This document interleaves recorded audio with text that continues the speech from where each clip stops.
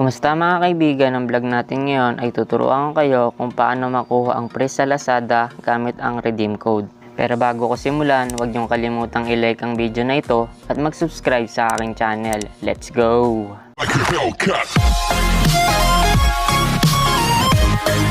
Paalala ko lang, siguraduhin yung masusunod yung step para hindi maging invalid yung code na ibibigay ko sa inyo.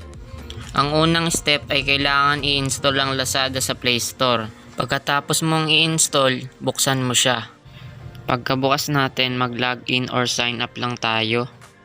Ito yung step na isa sa pinakamahalaga, kailangan gamitin natin yung hindi pa nakaregister sa Lazada. Pwedeng number, FB, or Gmail. Ang pipiliin ko dito yung Facebook. Pagkapindot mo ng Facebook, may makikita ka dyan yung agree, pindutin mo. Pagkatapos pupunta lang ako sa Facebook. May page dun na nakita ko na nagpo-post ng mga Lazada products.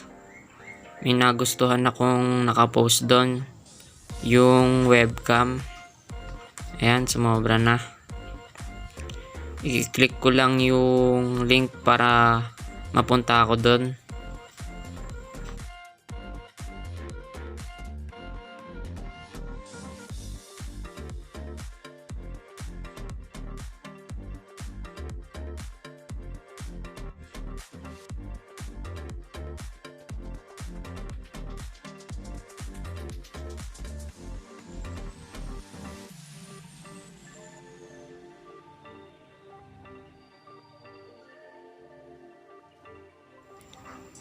Pagkatapos, balik na tayo sa my account.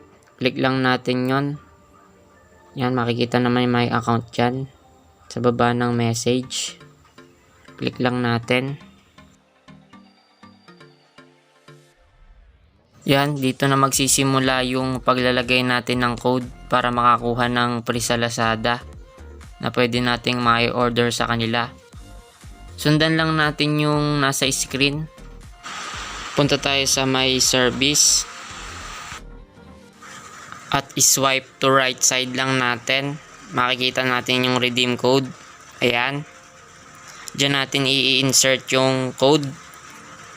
Pwede natin kuhanin sa description ng video at i-copy natin.